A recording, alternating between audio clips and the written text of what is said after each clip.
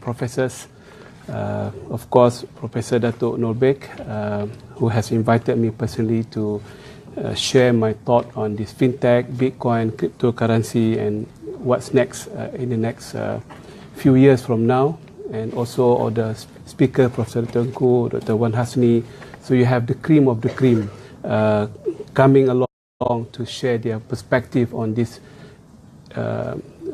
unavoidable and very eminent future. Last year, and the photo was so straight to the point. Bitcoin is compliant. It's a good currency. I think I'm done with my speech now. Okay. But I did a mistake. To be honest, I did a mistake, not in terms of fatwa, because I have my colleague to start buying the Bitcoin rally. It was so cheap during that time, 1 year ago. We just bought a few, so I regretted a lot.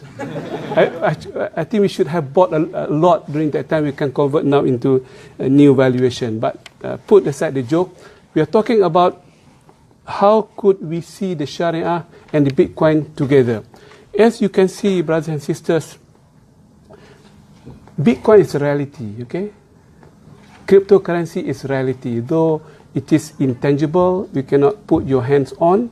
It's more of coding, but it will be coming to this part of the world, and the central bank and the Sharia agency, the JAKIM of Malaysia and the JAKIM of Dubai, the JAKIM of whatever in the entire world, Indonesia, and the big market, 70% of the population are not bankable. So they need this kind of new thing which is cost-free or cost-less, regulation-free, and everyone can use the currency of crypto to start buying into Lazada and Amazon and whatnot, because they don't have credit card. So not many people are getting credit card, but they can start buying into an account for them to make the transaction on e-commerce. So e-commerce and cryptocurrency come together nicely, and it helps the majority of the people of the world to be able to tap into the financial world. And the quick win of Bitcoin, as Prof. Dato' Norbek mentioned, number one is borderless. Number two is costless, because they are digital in nature. And the foremost or the strongest point would be the blockchain technology. The blockchain is the heart of the Bitcoin. Of course, as we speak, I have not seen the blockchain myself, the whole system. And if the central bank were to approve, subject to certain disclosure and regulation, someone got to do the audit and the due diligence, the DD on the blockchain. Because we have been speaking, we have been talking a lot. I'm sure, Prof, have you seen the real Bitcoin, the real blockchain in practice? Something that I wanted to volunteer myself to see, for me to give more security to the issue. The issue of Sharia compliance is beside the point, because it is a currency. Of course, some of you might not be agreeable to that. I respect your point of view. You can do more research. But the issue not security, how sustainable cryptocurrency will be in the future. In fact, I was asked in many conferences and seminars in London, Dubai, and I was saying to them, buy cryptocurrency and quickly sell it off before it was banned by some other government. So it is compliant, it is halal, but whether it had the future, I'm not so sure. And Prof. Norbek mentioned about the due diligence, the know your customer. I have some comment on that. Know your customer is the easiest thing to do. If we can link the process of cryptocurrency to the disclosure and transparency, so we can detect back who is the owner of the coin, of the Bitcoin, and who are these people who are selling in the market. And the central bank has the power to do that, so that we can open up the face of the faceless holder of the Bitcoin as we move on. So for me, the know your customer key, KYC, is the easiest thing to do. But to have the integration, the API technology between the Bitcoin to the due diligence of the financial sector is something that we have to invest into. We have to help the central bank, we have to help the people, we have to help everyone to be a bit on the move, but we cannot take the risk of of money laundering, bad money coming to the society, so they can wash the bad money to become clean money next day. The other issue which is quite interesting and not many have spoken is the issue of money printing. Because nowadays there's a cost of money. For you to print $1 or 100 ringgit or even what have you, there's a cost to it. And the cost is not that big, or the chemical, the paper use, the technology. And the government, the central bank, is making a lot of money from this money printing. They call syariah. When you print the money of 100 ringgit, the cost is only insignificant. So the rest goes to the government. And the moment we use another currency in the country, that income will disappear. And this is something that, realistically speaking, there could be some resistance not to go for the Bitcoin, because that will affect the income to the government. So enough is enough on the technical part. I think I'm not the expert. Let me come to the Sharia perspective in the next 15-20 minutes. How do we perceive a currency at any point in time? Currency is a medium of exchange, is that right? It's a store of value, a unit of measurement. So anything that can behave in that manner, it can be the medium to exchange goods and services. After all, why do we need money? Money has no value. Money has no intrinsic value other than the gold and silver or dinar and dirham. They have the intrinsic value in the currency, because if that currency is no longer valid as a medium of exchange, there's a value of gold behind that. But other than gold and silver backed currency, there's no value. There's no intrinsic value. But the value comes from the very purpose of currency, to buy goods and services. Why do we need money? Because we need to buy something. If everything is free of charge, as in the hereafter in the paradise, there's no need to have money. Even in this world, your money has no value. So you can give your money to me now. The moment you need to buy something, you need the money. Is that right? So the money has been created from that perspective as a medium of exchange. And in Islamic perspective, the money is not a commodity. Okay. The moment you are exchanging money for money, it is governed by the principle of sarf, the currency exchange principle. It should be hand to hand, it should be spot, and it should be of equal. If they are dinar for dinar or ringgit Malaysia for ringgit Malaysia, if they are of different currencies, they should be on spot, but not necessarily on equal amount. فإذا اختلفت هذه الأصناف فبيعوا كيف شئتم إذا كان يدا بيد أو كما قال عليه الصلاة والسلام. So this is the basic ruling of Bitcoin. In our case, Bitcoin is a currency.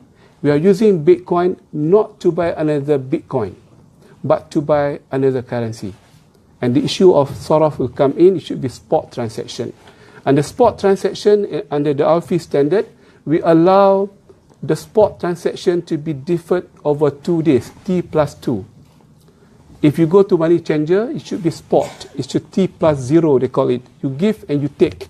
But the scholars of the world has allowed up to 2 days for the currency exchange to take place. So in the case of Bitcoin versus other currencies, I would say we need to allow as well for over 2 days.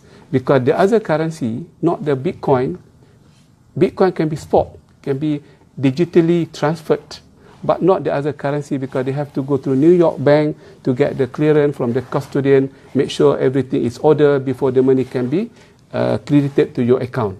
So at the moment, that should be the ruling of T+2.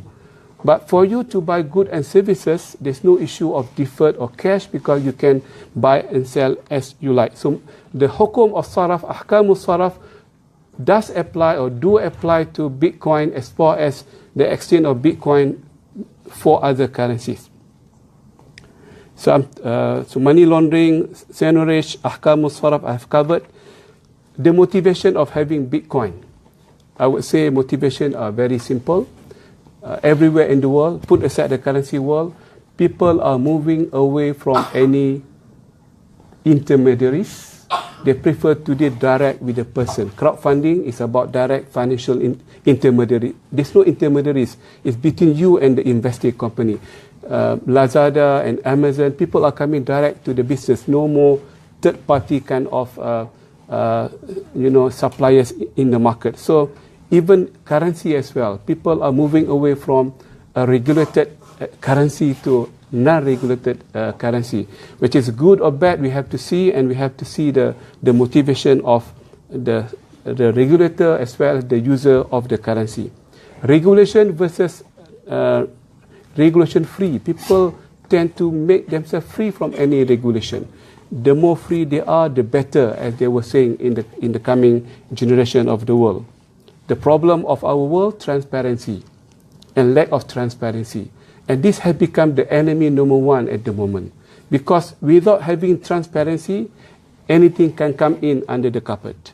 And that will bring down the humanity to the last straw and the last attack. The corruption, the manipulation, and so on and so forth that can come together if you don't have a proper transparency regime in any transaction, currency be it, commodities be it, and so on and so forth. I think the last point I would like to make a comment. Blockchain, as Prof was saying, just for me is a reality, and that reflects the very meaning of فَمَنْ يَعْمَلْ مِثْقَالَ ذَرَّةٍ شَرًّا يَرَهُ, meaning to say every single thing that we have performed in this world will be blockchain in hereafter. And that shows the Quran speak of the future. Because every single thing, because I understood from you, Prof, and I have read as well, blockchain is immutable. It will be there forever. And that will be recorded. And that is the strength why all the Bitcoin can sustain, because it has the support of very strong and proven security that you mentioned just now. I think with that, I would like to end my presentation, a short one. I wanted to open the floor for any easy question, because Prof. Engku has agreed with me just now to take the difficult one. Okay, thank you very much. Assalamualaikum warahmatullahi ta'ala wabarakatuh.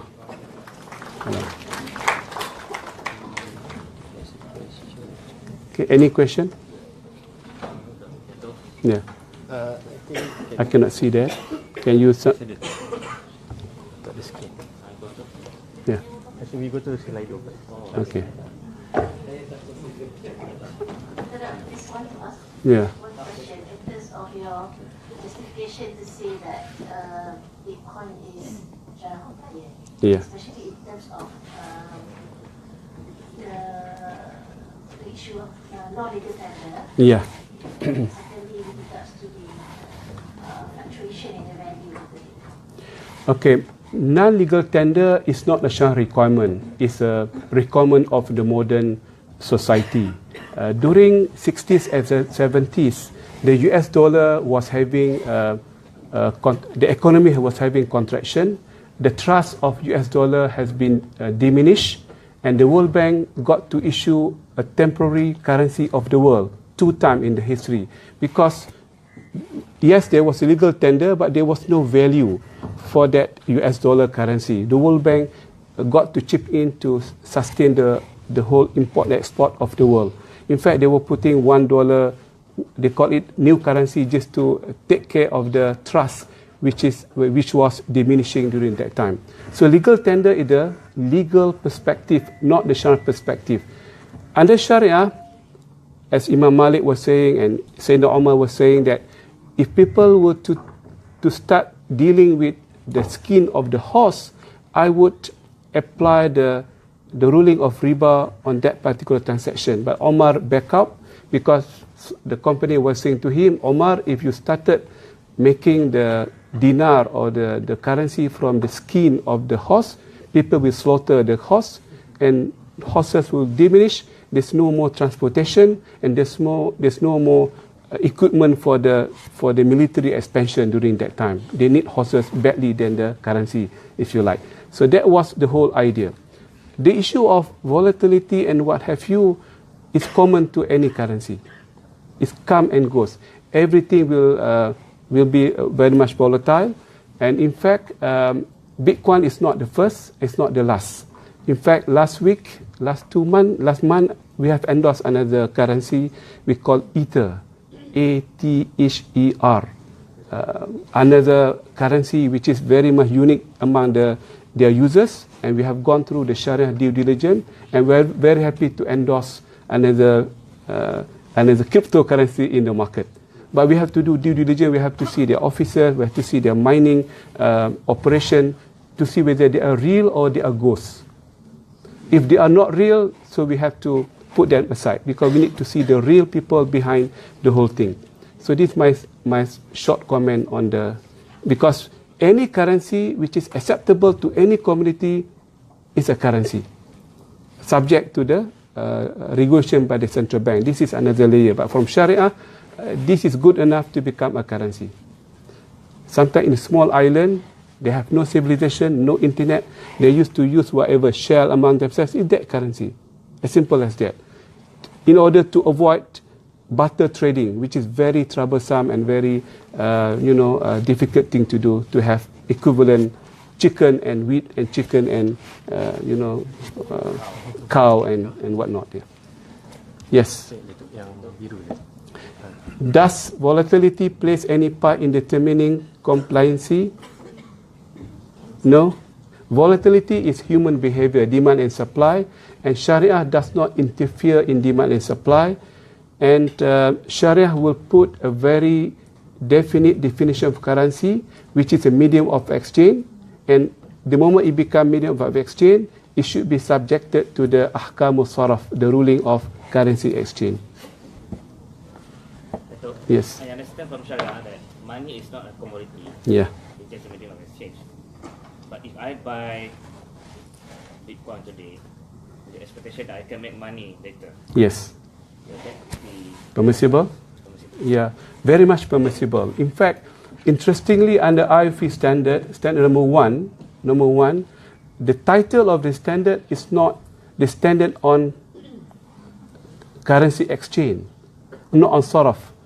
The standard is named Al-Ma'yar Al-Shar'i fil Mutajara fil Umulat, in dealing and trading in currencies. So you can buy and sell currency. When you buy and sell currency, from your perspective, it could become the commodity. No, they are not. In fact, in a side perspective, when you sell currencies for each other, they are called saman and musman, meaning to say they are the currency against each other. It's not like you are buying commodity for currency. And that's why I have to salute the IFE when I was involved in the whole process as well. We have departed from the word Al-Ma'yar Al-Shari fi Saraf. We have make it Al-Ma'yar Al-Shari fil Mutajara fil Umulat. Meaning to say, Sharia standard on dealing with currency and not with foreign exchange per se. Meaning to say, you can invest, you can sell, you can buy, you can predict, you can take position, provided it is hand-to-hand and spot transaction, as the case may be. Yeah. Question. In relation to the volatility and the trading and speculation in the Bitcoin market, just like any other currency market. Yes. Do you think that the policy to protect quote unquote people or investors against severe loss in the case of crash, would that be something that can be part of Shariah to either ban or either have some control? Yes. I mean, let me bring to you a more tangible example. Put aside currency, it's intangible. Let me bring to you gold standard. Gold is also volatile. Gold is the best asset that Allah has created to become liquid. You can sell anytime you want to sell. In fact, during the war, Bitcoin has no value, sorry to say. Currency has no value, but gold must have the value. So gold is very much liquid. But the problem of gold is not stable. They are very liquid. That's why it fell under HQLA, the high quality liquid asset under Basel III. Though gold is so good, so liquid that can that can satisfy the liquidity coverage ratio LCR under Basel III, but it failed tremendously under stability of the value. So how do we manage the goal volatility? We have the standard, transparency, disclosure, we have the market practice, we have the mining, the whole supply chain. So the whole thing, the same thing we have to do for Bitcoin. We have to put the standard, like World Gold Council, let's say World Cryptocurrency Council, and the whole regulation to be in place. We cannot reject Bitcoin, but we have to put the right procedure of transparency, disclosure, and whatnot. And volatility might come, might not come. This is beyond Sharia. Yeah. Okay. Is there any zakat on cryptocurrency? Definitely yes. Higher than 2.5. I mean, joke, eh? Don't quote me, please.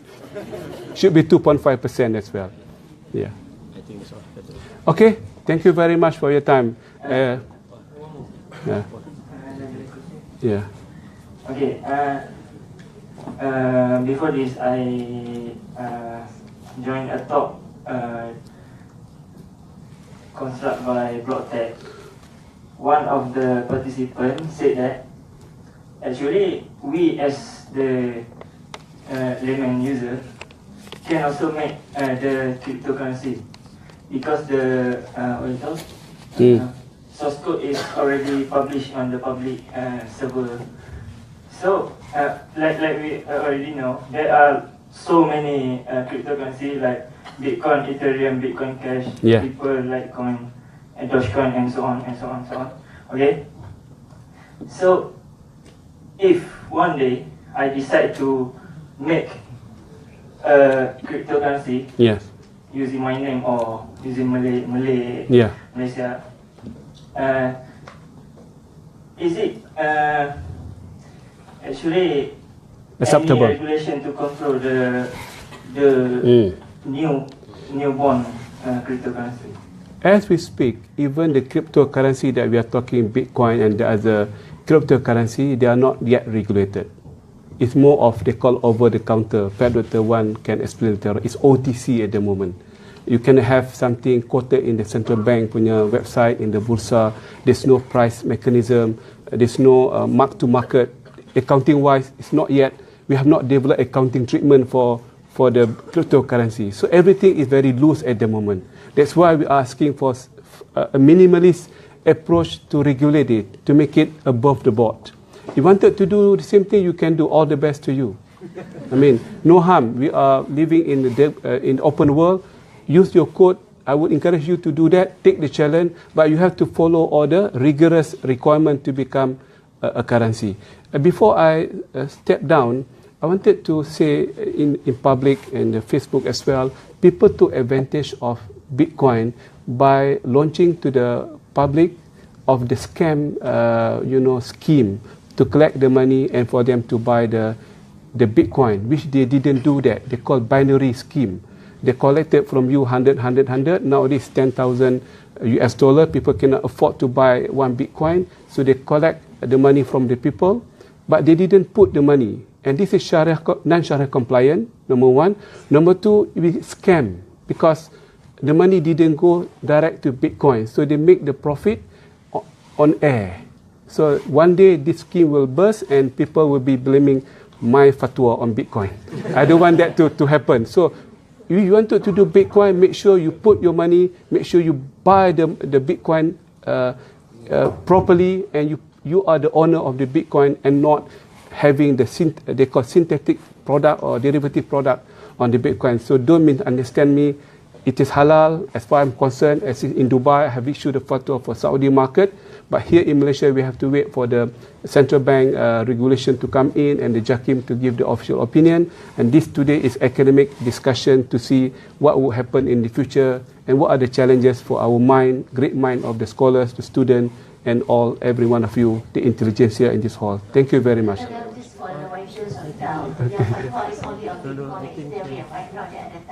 Yes, we have not done the duty, so we cannot. Yes, Ethereum, yeah. We have to go through. We have to know the people behind that, and the technology behind them. Yes. No.